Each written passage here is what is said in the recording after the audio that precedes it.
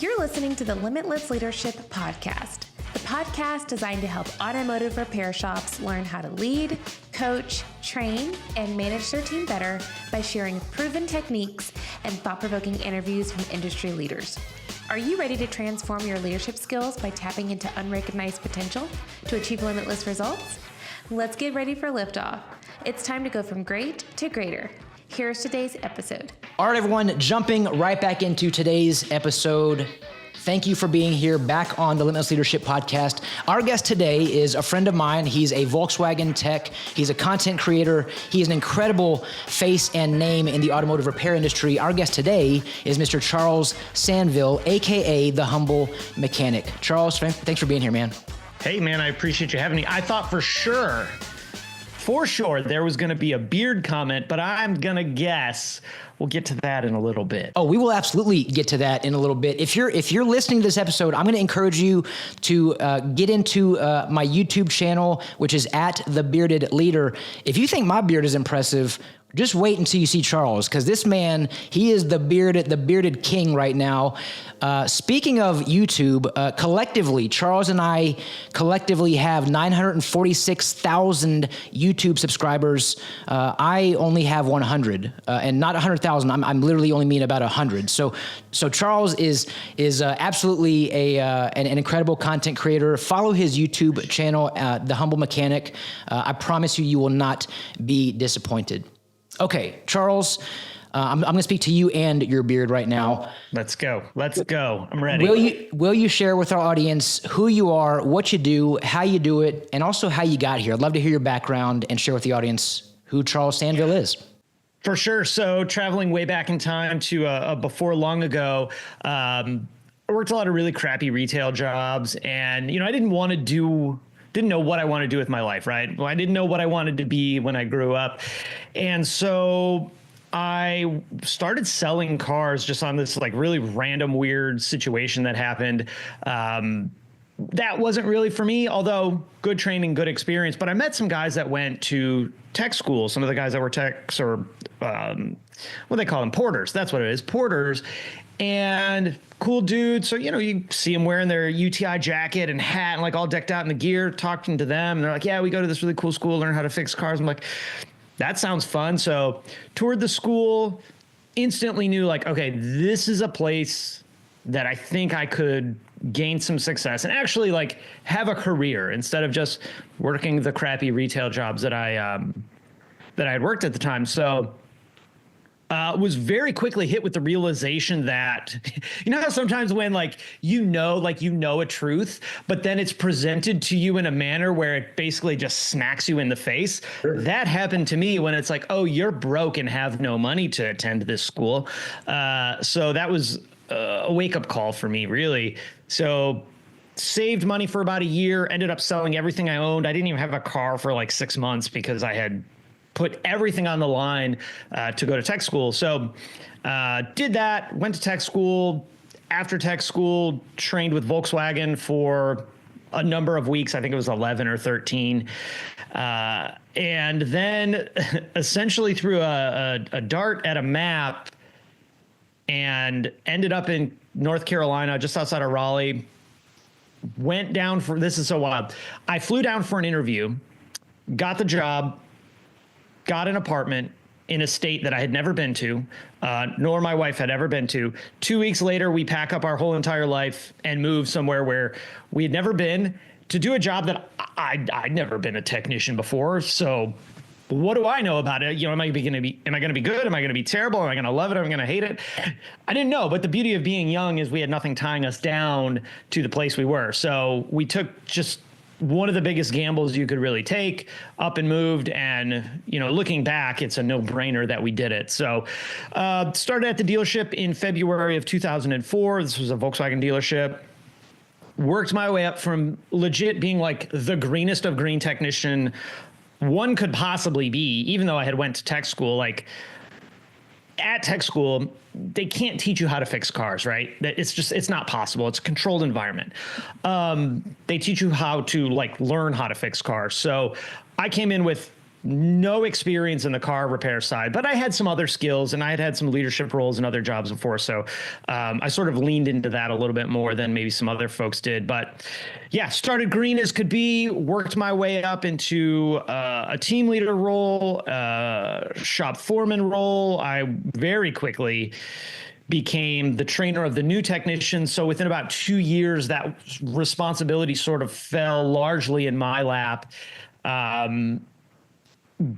Got all the things, right? All the buttons, the pins, the awards, the whatever's sewn onto your shirt, certifications and all that. And then in the 2011, 2012-ish range, I'm looking across the internet, right? This is very early social media, very early Facebook. I'm like, man, there's no representation for technicians out here at all. The only car type of anything was sales departments trying to sell you a new car. And maybe every once in a while you'd get like a discount oil change coupon from Jiffy Change or whatever. And I was like, okay, there's opportunity for us here. The other thing that sort of put me on the path that I'm on now is everybody has a bad mechanic story, right? And if you don't, I guarantee you the first person in your contact list that you pull up, if you call them, they do. Yes. And then on and on and on, right? And what was weird to me, it's not that I didn't believe that that was the case, right? Like I believe that everybody does, but it was just so different from what my day-to-day was. My day-to-day was worked with, I don't know, 10 to 14 other dudes that really cared about our customers' cars, that genuinely wanted to do a good job, that when they made a mistake or got something wrong, really took it to heart. Like we all really cared about every car that came in the door. Sure, we would make jokes about Johnny race car type cars or whatever, right? Because that's what you do. But we all, at the end of the day, genuinely cared. And all we really wanted was to go into our job, do a good job, make a paycheck and go home. And so the narrative of what a mechanic is in general by the general population was just so different from what I saw all day long. And so I went to my boss. I was like, hey, boss, there's an opportunity here for us to share our story of our dealership, right? Real cool dealership, great people that we worked with, the kind where like you'd walk through the waiting room and recognize customers every single day. You'd walk in and you'd see someone that you had seen there before, and not always in a bad way either, most of the time in a good way. And I'm like, how do we take this vibe, this really cool, like laid back, dope vibe that we have at the dealership and present it online? And he said, Charles, that's a great idea. Let's do it. So we did that for 2 weeks, two weeks. And then upper management pulled the plug and said they were going to hire a company. So they sort of took that away from me, is I guess how I would have seen it at the time. But I didn't give up on that, because all those things, Josh, everything that I just said, everything that I saw and that I believed, I still believed it. It wasn't like they said no and I was like, okay, well, nothing matters anymore. I'm just going to go back to turning wrenches, right?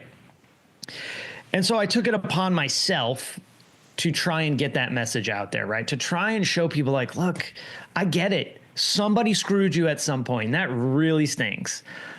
But most of us aren't that. Most of us genuinely care. We really want to do a good job. We want your car fixed, right? I don't want to go home and think, man, I screwed up Mrs. Johnson's car today. Oh, well, too bad. Sucks to be her, right? Like I genuinely had that feeling. And the majority of the guys that I have worked with throughout my whole career were the same way. So I decided to start sharing that message on my own. And here we are 150 years later. I'm sitting in an office with 5 cool posters talking to you. Love it, man. So that's the path that you're on that you alluded to earlier is the fact that you are, I mean, you're a full-time content creator now, which is amazing. And so there's a handful of things that stood out to me when you just shared this story, Charles. Grit, resilience, stick-to-itiveness, if that's a real word or not. When you talked about putting everything on the line, there's so many people who are listening to this who have an idea, who want to take action, but fear is holding them back. What advice can you give to someone who wants to do something, who sees the need just like you did, but hasn't yet taken action? So that's a really tough question for me, because I don't understand why someone wouldn't, right? The amount of time, let's go back to like us moving out of state to a place we'd never been to do a job I had never done before. The amount of time I truly spent thinking about that was almost none. And so for me, I don't know if it's confidence, arrogance, stupidity, naivete, I think is the right word. I just did it, right? I didn't wait for the perfect time, right? It's like, if you're going to start going to the gym, when's the best time? Well, like 5 years ago, but the next time is literally right that second. Okay. So if you're the type of person that says, oh, I'll start on Monday of next week and it's Tuesday of the previous, like, bro, you lost 6 days. Yeah. That's a long time. And so I never understood why someone just wouldn't. I understand being scared, and I think that's genuinely what it comes down to, right? Being scared, not having confidence in yourself that like, yeah, it might go sideways, but you'll figure it out, right? All the things that you've done up until this exact moment of your life, a lot of things you didn't know how to do, but what did you do? You figured it out. You had a coach that helped you. You had a book you read or a YouTube video you watched or a podcast you listened to or whatever. Someone like you looked at as a mentor and said, like, if this person can do it, so can I. Yes. And so for me, it was just like, this is what's going to happen. And you should probably do a better job than I did of actually like laying out consequences for negative, but like, I never even thought about it. It's just like, okay, this is what I'm going to do. And it was that simple, like leaving the dealership to, as I like to say, this is the clean version of, I like to say, mess around on the internet all day was a very easy decision. Like it took no time to decide that that's what I was going to do. It was a long road from the decision to the execution of, but the decision to do it was never even like beyond a moment of thought. Because what I knew, and I think everybody can do this, right? There's nothing special about me in this world. Everyone can figure it out. And look, what I said to myself, right, on like the 3rd tier backup plan is if all this goes sideways and you can't do it, bro, you can always go back to fixing cars. Sure. Charles, I love hearing this. To me, I'm hearing mindset. I'm hearing a mindset that you have that a lot of us need to try to adopt, which is a paradigm shift to help us take action, because when we take action, motivation and confidence tend to follow. A lot of us are waiting for the right time, but to your point, the right time is right now. And we're not yet motivated. It's not yet perfect. I'm not yet prepared, but I'm gonna make an assumption. I'm gonna go out on a limb here, Charles, and assume that in the 12, 13 years that you've been doing this, you've made mistakes along the way. Is that fair to say? Well, here's the deal, right? Yes. Thousands and thousands and thousands of them, right? I love that we're kind of in like mostly in the automotive space, right? Because a lot of the things that I've been able to accomplish online have their parallel to fixing cars, right? If you're a technician and you make a mistake, what do you do around that mistake, right? Do you let it cripple you and you're never going to work on a car again? Maybe. Like I can think of a couple of mistakes that would lead me to that place, but that's dark, so we're not going to go there. You leave a wheel loose, right? Is that the end of your career? Probably not. What do? Every wheel going forward, you put a torque wrench on it and make sure it's tight. Mistakes are going to happen no matter what, right? The cool thing for me is, so this is a relevant thing, right? We're never prepared. We're never ready. We're never like experts. We're not equipped to make these leaps, right? Remember, I didn't know how to fix cars yet. I moved states away to go fix cars. When I first started making videos or creating any content, dude, I didn't know what I was doing. Do you know how I learned how to edit YouTube videos? By watching YouTube videos. Do you know how and screwing up a lot. Yeah. Do you know how I learned how to use a camera?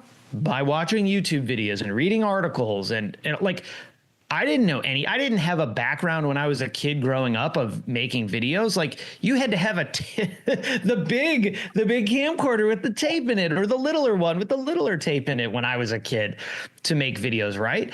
And so I didn't have that background, but I figured it out. And the cool thing is those early moments where you're learning this stuff, nobody's paying attention anyway. So today is a little different, but in those early stages for me, I had the complete freedom to suck bad because nobody was watching. And I think that this is another place that people have a lot of fears. They're worried like what people around them are going to think. And I'll tell you, they're not. They don't care. Right. They don't care what you're doing. They're not paying attention to you. You're paying more attention to them paying attention to you than they ever even consider about you. End of conversation, right? And so like, this is unrelated, but it's funny to me anyway. So no one will think this joke is funny except me and like one other dude.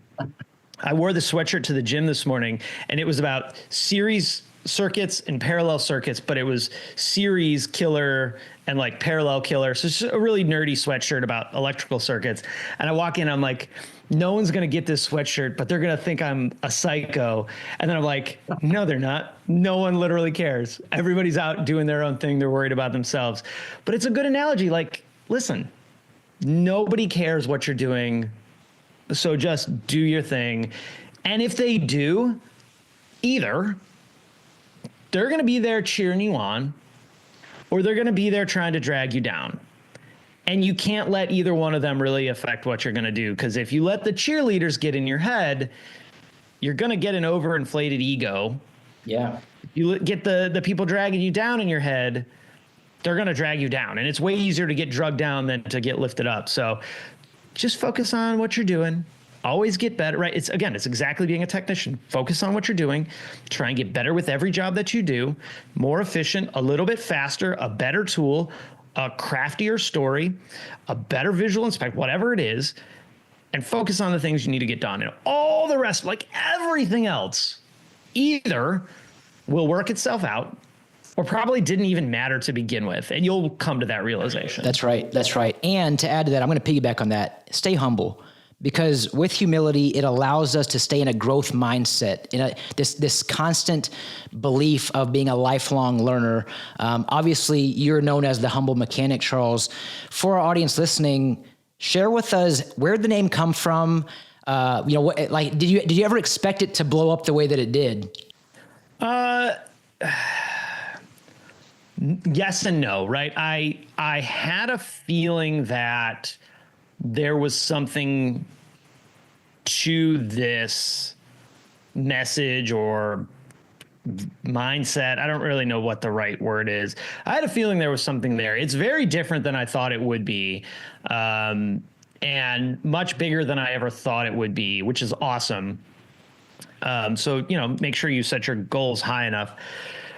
The name, though, is very different from what I think a snap judgment is, which is always hilarious. So like my hat and my logo, I think on my shirt, it says The Humble Mechanic, which to me is like kind of counter, but like how deep down what does the word humble really mean? Rabbit hole do you want to go?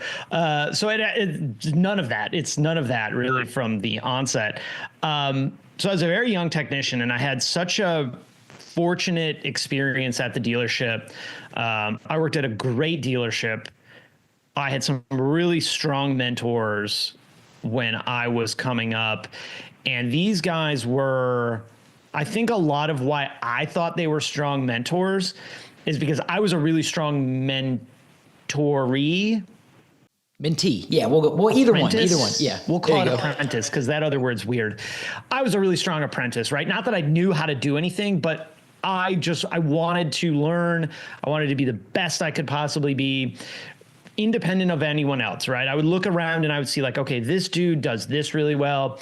This guy, he needs work in that department. So I'm good there. This other guy, like, holy crap, the way his brain works is mind blowing to me. And I will never get there, but that's my goal. My goal is to have my brain function like his brain. So I was so fortunate to have such a great experience. And if I could ever wave a magic wand for the automotive industry, giving young technicians a similar experience to what I had coming up would be one of those things I would change, because it's so unfortunate that we do such a disservice to our young technicians coming up. When I had such a great experience, right? I also do genuinely believe that I created some of that experience for myself, because there was other guys I worked with that had the same environment and never got to the level of success or whatever that I was able to find. But my direct mentor, his name was Robert. We're just BSing one day, and he turns to me, he's like, "Hey man, like, I'd probably been 6 months in.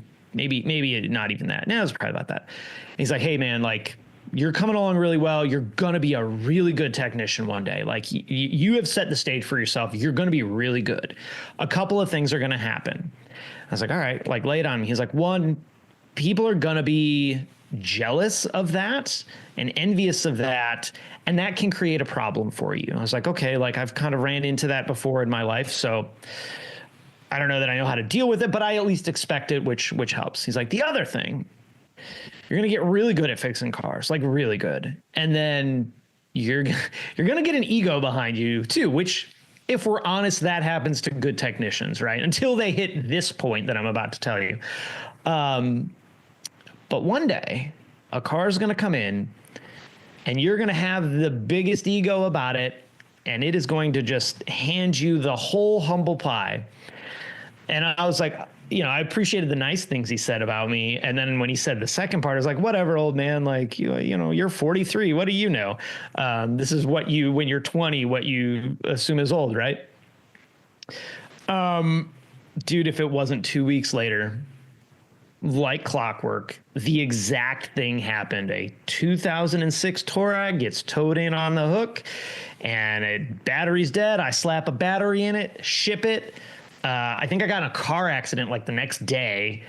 And when I came back after that, what's sitting in my bay waiting for me? That Touareg with a dead battery. And for about 2.5 weeks, I fought with that thing to try and figure out. It was so messed up that you could drive it with the alarm going off, which is not something you're supposed to be able to do. So when you call Tech Line and you tell them, their only response is, "Wait, it's not supposed to do that." I'm like, "Yeah, I know. Like, help me." They're like, "We got nothing for you, buddy."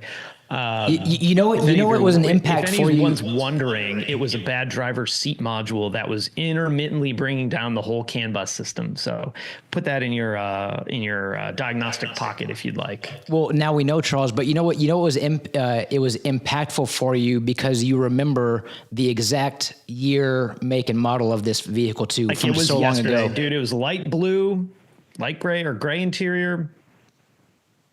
I'll never forget that car. Yeah. Never. As much as I might want to forget that car. But like, it was such a great experience for me because, like, I learned a lot, and exactly what he said to the letter came true. And it's like, okay, like, this is reality. Like, you have to remember that you think you're here, you might actually be here, but the ceiling for that is immeasurable. Similar to when I kind of took off my dealership blinders and realized how much there is in the aftermarket that, I considered myself a great technician when I was at the dealership. But now that I've been exposed to a world beyond that, it's like, dude, you were like a mid-level tech at best most of your career, because there's some people out there that are smarter than you could ever pretend to imagine to be. And it's cool. I'd much rather be on that side than thinking I'm the smartest dude in the room. That's for sure. So Charles, how do we remain humble then as we find success in our journey?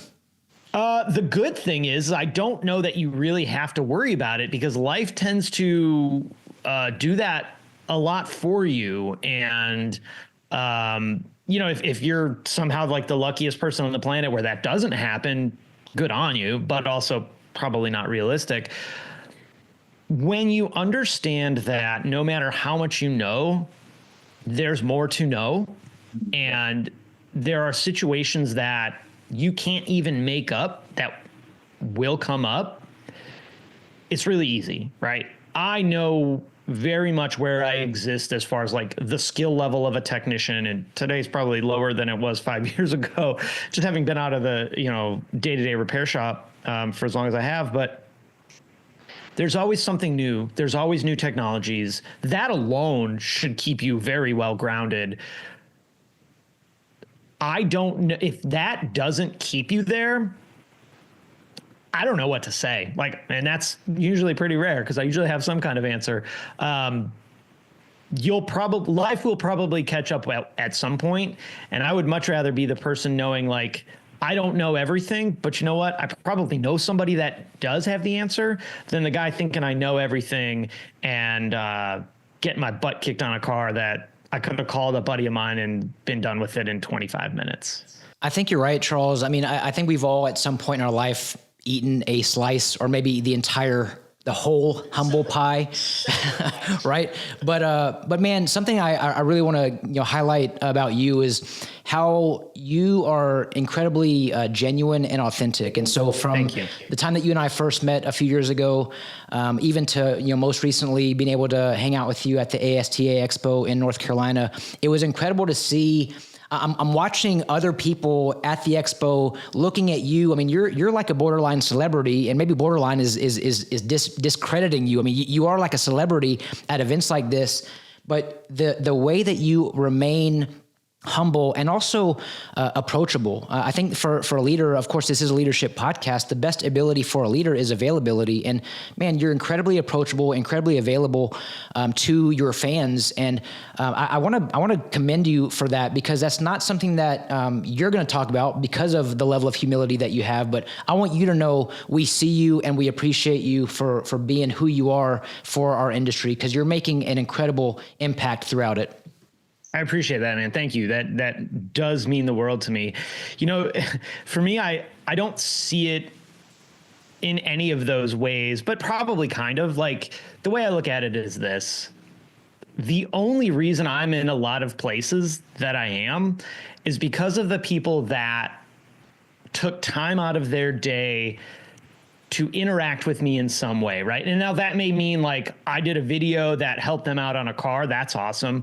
It may be that they're flipping TikTok and laughed at me doing something dumb. That's fine.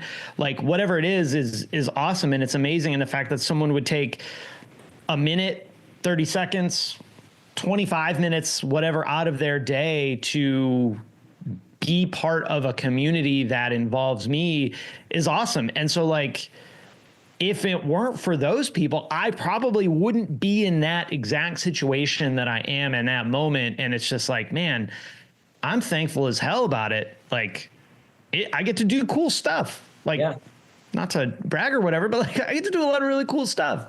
And so if I ever get to a day where I'm not appreciative of that, and the fact that, like, people take their time out of their day for that, it's time for me to hang up the camera and retire, I suppose. And because, man, it's just cool. It's cool. It's so cool that someone would ever view me. Like, my wife. So this was early in like the growth of the channel, and it was at the point where, like, at a VW event, someone would be like, "Hey, man, like, I love your channel," or whatever.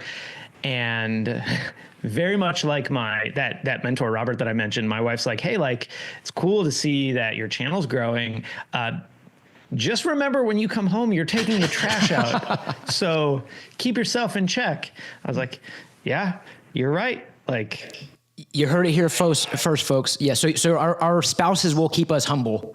I could see myself having a pretty big ego if it weren't for the reality of, life. And my wife going like, "Hey, dog, take the trash out," or my daughter not caring about anything that I'm saying. It's like, yeah. What is the saying? The prophet has no honor in their own country, or whatever. Yes. Yeah.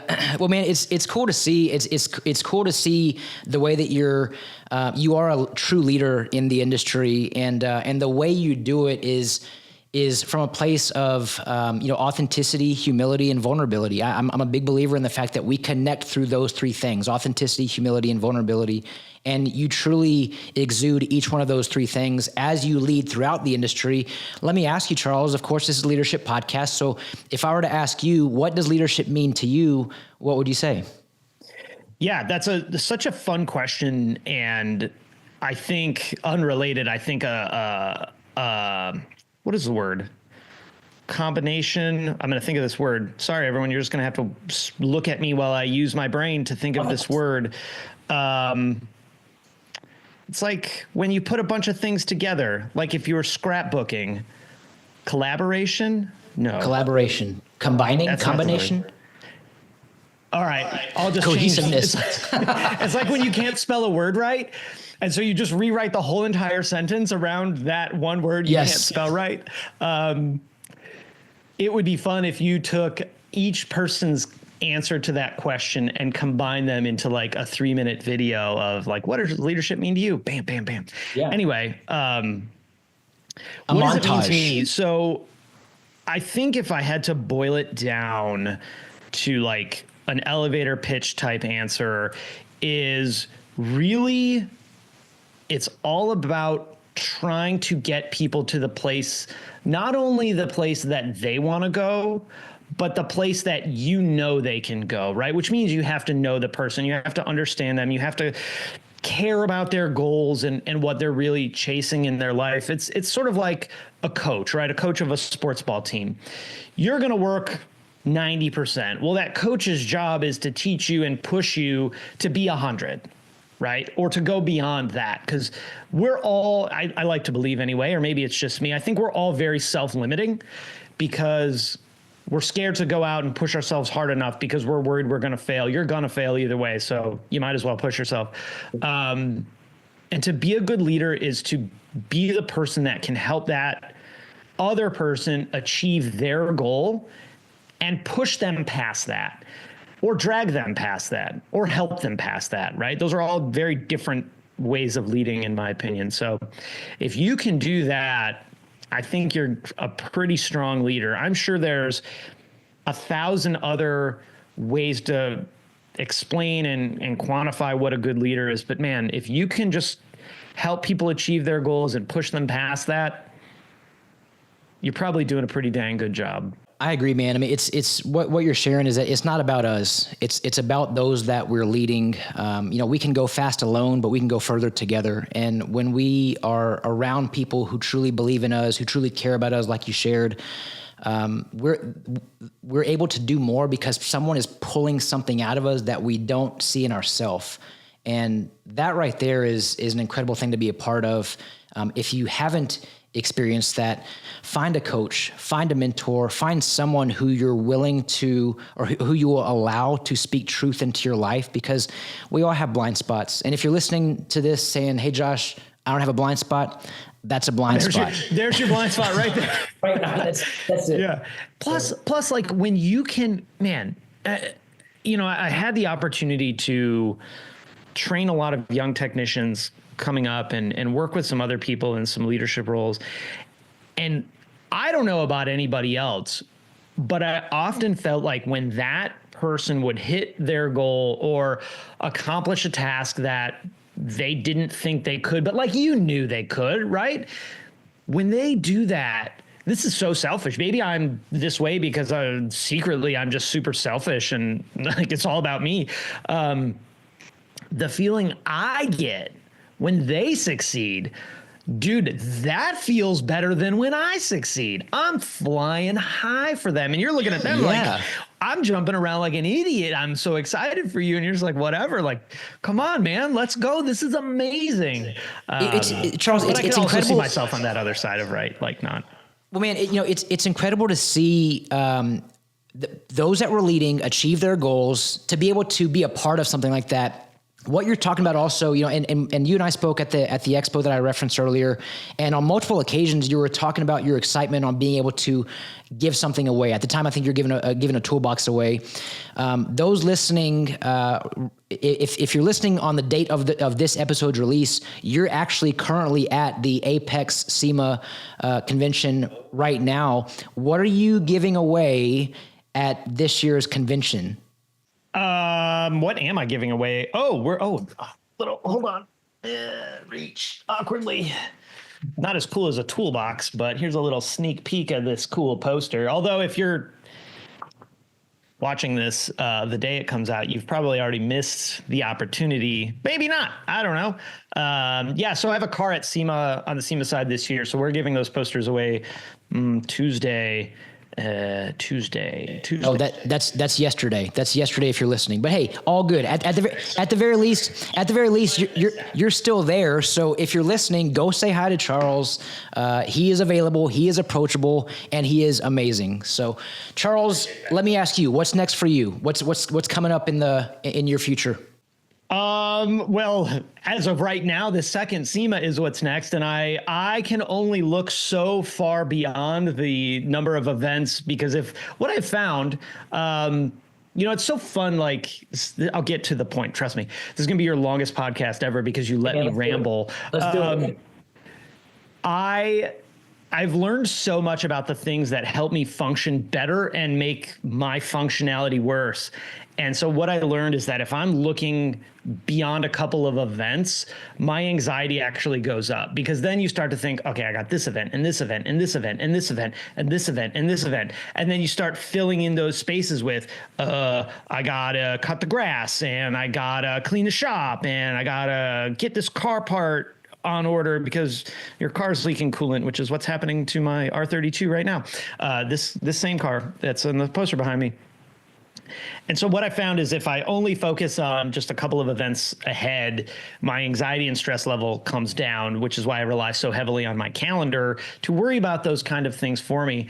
But it's weird stuff too. So I have, as of current, this number is going to be important, 28,942 unread emails. Wow. Okay. It's a lot. It's a big number. One day I decided, like, I'm going to just run these to zero. Mark all as unread. This is what people do, right? They manage their email accounts. Josh, the amount of anxiety I had when that number was zero was so high. What I found is that I kept checking it to see if I had another email, where if it's this number, what do I know if it's 54 or 73? I don't know the difference. It's 28 something, right? So yeah, try and figure out those things that work for you. I'm sure when I said 28,000, whatever I said, there were some people that are just like, my heart. Like, I get it, but what works for me might not work for you, and vice versa. So just, figure out the thing that works for you and roll with it. And don't worry about it. Don't be ashamed of it. And if somebody calls you out on it, be like, yep, and just move on. Cause believe me, I've been called out on that a lot. Hey man, I appreciate you sharing that. I can actually relate to that, because as I opened as I shared when we opened, you have 946,000 YouTube subscribers, and I'm barely pushing 100. I got in the high 90s, not thousands, just around 100. If you're listening, can you save me some anxiety and just subscribe to my YouTube channel, please? I mean, can we try to get to 1 million collectively?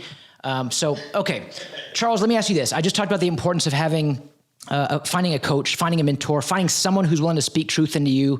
You had a great mentor in Robert who spoke some very good truth that actually turned out to be the origin of the humble mechanic.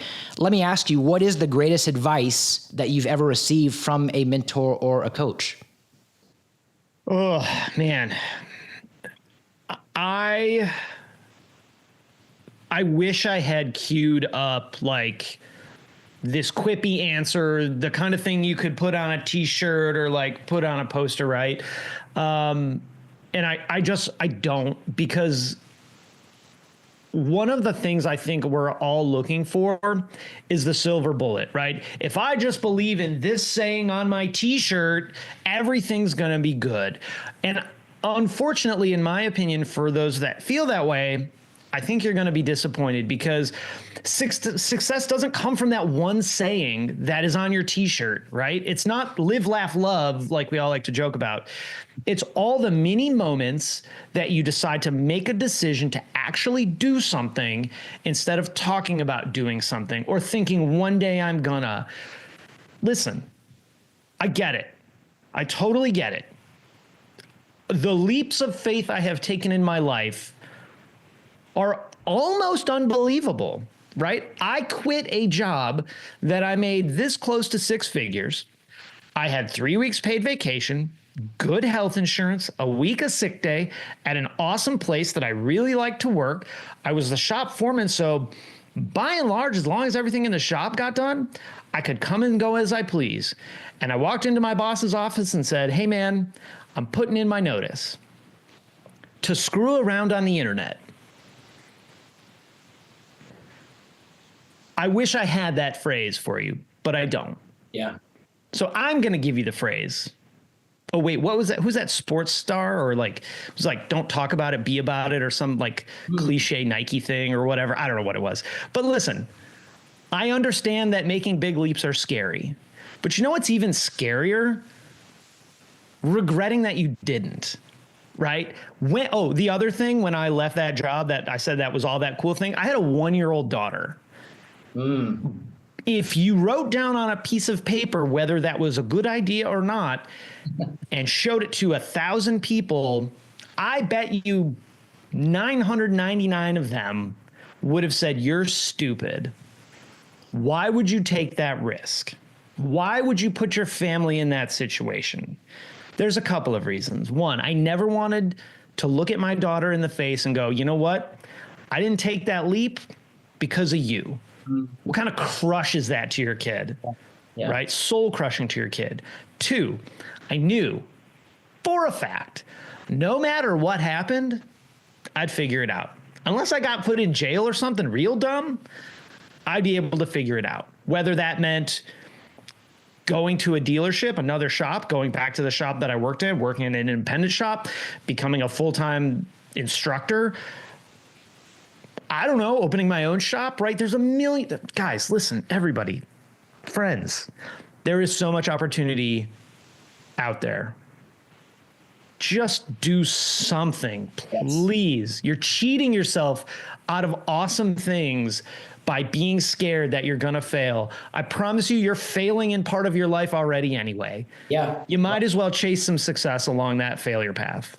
Take action. Man, Charles, this was a perfect ending to a great episode. I love the message that you just delivered. If you're listening, take his advice, do something, take action. Motivation and confidence is going to follow. You will not regret taking the action that your destiny, quite frankly, deserves.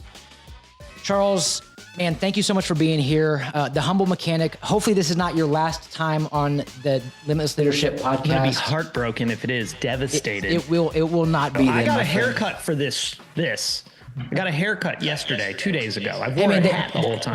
The haircut is fine. Don't cut the beard. The beard is glorious. Keep that thing growing. Trim up. Keep it flowing. So, Charles, man, thanks again for being here. Really appreciate you, my friend.